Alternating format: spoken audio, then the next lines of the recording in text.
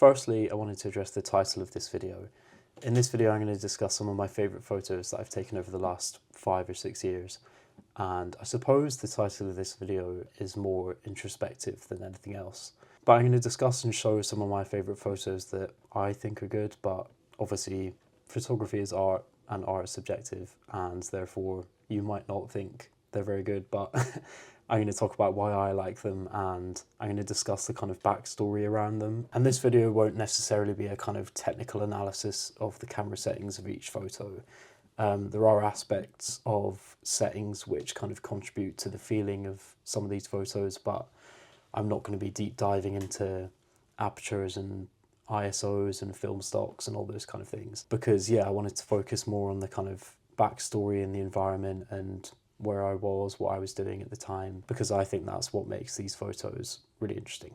And also I wanted to just say thank you to everyone who's been watching, liking, subscribing, commenting so far. I've posted a few videos over the last month, and this channel's got off to a really strong start, which I really wasn't expecting. I kind of thought I'd get maybe like 100 views on each video, and if I got that I would have been super happy, but it's been a lot better than that, so that's been amazing.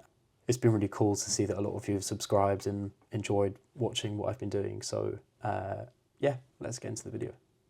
Okay, so this first photo is a photo that I took in 2018 in Bernal Heights in San Francisco. And I really like this photo because of how soft and kind of palatable the colours are.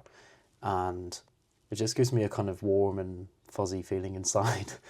And I guess I'm going to try and unpack why that is. I really love the kind of pastel-y, blocky colours throughout the scene, and I like that it's all kind of made up of like primary colours, and I love the way that the composition came together with the stop sign and the tree and the house and this yellow wall. I think that all of those elements together are kind of really satisfying, and I think if it was a really grey day with like soft light, that just would have had a completely different mood, and I don't think the scene would have popped as much as it does. There is some quite harsh contrast and harsh shadows, as you can see in the stop sign and the shadow of the tree, but I think that really adds to the scene and it makes it quite vibrant. Yeah, it just has a really cool kind of feeling to it. And yeah, this was shot on the Mamiya 7 on either Portra 160 or Portra 400. I think it was Portra 160. I really miss using that camera. That camera was just like having a superpower. I think for this scene specifically, the Mamiya 7 was the perfect camera because it just picks up all this detail. And yeah, I think the images from that camera have this really kind of amazing out of this world feeling. So yeah, I think this is definitely a firm favourite of mine. So this next photo is another photo from California. It's a photo that I took in September 2023. And I basically just love this photo because it's always been a dream of mine to rent a Mustang and drive to Yosemite. That's kind of always been something that I've wanted to do. And I was shooting this on the Fuji X-T2 with the 16 to 55mm 2.8 lens. And I'm pretty sure this is zoomed right out to kind of 16 or 18mm, so super wide. But I think using this focal length works really well with this scene because you kind of get a lot of the expanse of the image, and there's a lot of foreground with the car and the kind of midground here, and then the background is just so expansive. And yeah, I think that the photo is kind of layered really nicely. I was considering cropping out these people here because I did find that kind of annoying that they were in the image, but I think it actually doesn't really bother me. It kind of gives a cool aspect of scale to the image, and also I don't think all of my images need to be completely perfect and completely clean because that's not real. These people were there, they were part of the scene, so I think it's cool to keep that in, and I'm not one to kind of over process or like over Photoshop my images if I don't have to.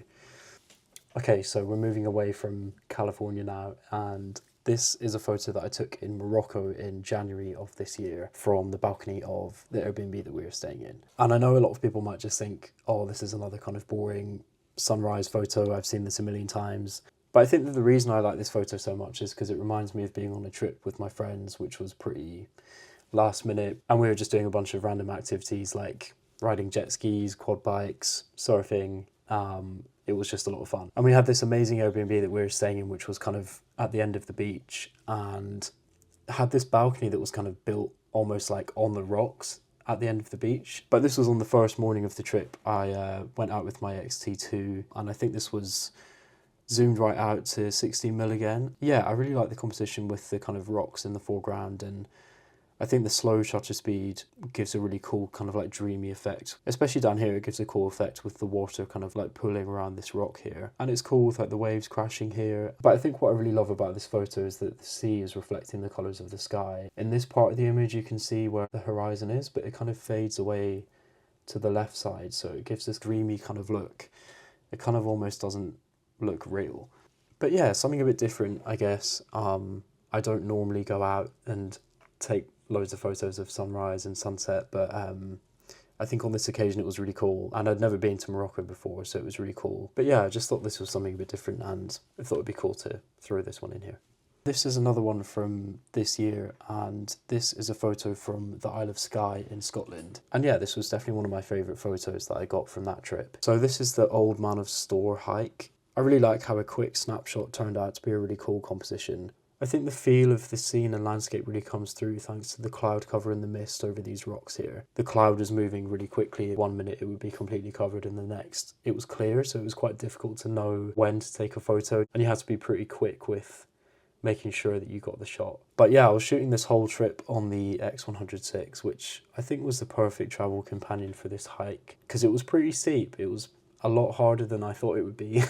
So I didn't really fancy carrying a massive camera with a huge lens. Like the 16-55 is great, but it's a pretty big lens. And there was a lot of people on this hike carrying big DSLRs and big cameras and stuff, and I'm sure they got some amazing photos, but I was pretty happy to have my tiny little Fuji with me, so I think that worked out really well. Okay, so this next one is a bit different to the others that I've shared so far. First of all, it's black and white, and I shot this on Ilford HP5 at 1600 and then developed it as if it was shot at box speed. So this is an older photo from maybe 2017 or 2018, and this is from Bangkok in Thailand, when I was out playing some gigs with an old band that I used to be in. We were doing a few gigs around like Southeast Asia, and I'm pretty sure I took this photo as we were travelling from the airport to our hotel in Bangkok. And yeah, I must have been sitting in the front of the taxi spraying photos out of the front. And yeah, in terms of like the composition of this photo, I really like how expansive it feels. You can see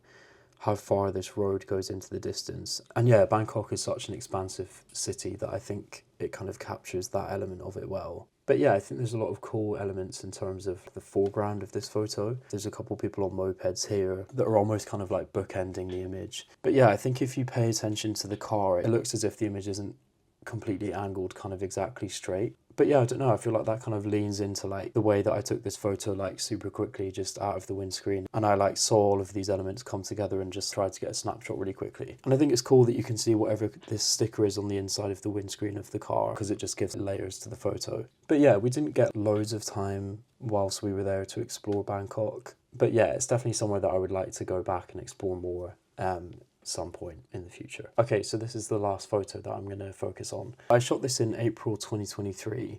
It was just one of those days where the light was really satisfying to shoot with, and there was definitely a bit of a buzz in the air as spring began to spring and people were kind of getting back out and about. And there was quite a lot going on in this scene. And there's a lot of elements in this photo that I really like. So I'm going to try and kind of break those down. So this was taken right outside the entrance to Westminster Tube Station, just by Big Ben. And I was initially taking photos of this guy playing sax, which I got some cool ones of, but I saw this guy in the poncho come out of the station, and he had this amazing fedora and like all of these crazy head and face tattoos, and I just thought he looked like the perfect subject for a street photo. And as I started to frame him up, I think all of the elements came together really well. So I ended up managing to get the guy playing his sax with this cool kind of reflection coming off the bell of the sax. And then I think Poncho Man must have noticed that I was taking a photo of him, because he kind of gave a sort of knowing look to the woman that he was with, this woman on the right. But yeah, whether he noticed me or not, I think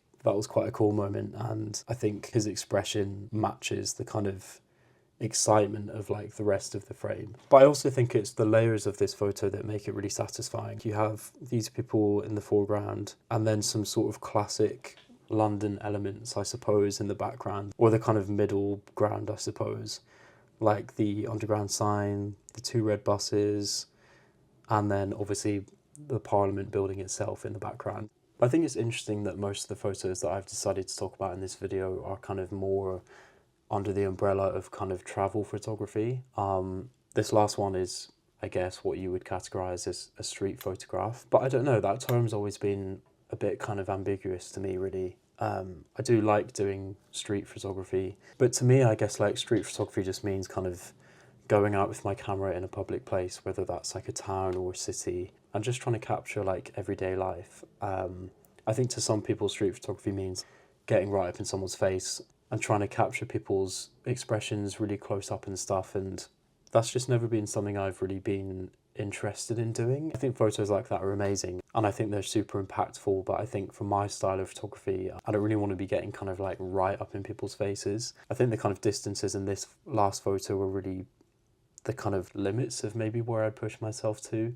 I think obviously sometimes there will be instances where I could get a bit closer, but I don't know, I don't always feel the need to be like right up in someone's face. But I also think if street photography is just about going and taking your camera into a public place and photographing everyday life, then maybe more of the photos that I have included in this video could be categorized as street photography, but I don't really know. I don't think it really matters. I think people will categorize your photography as they wish anyway, so.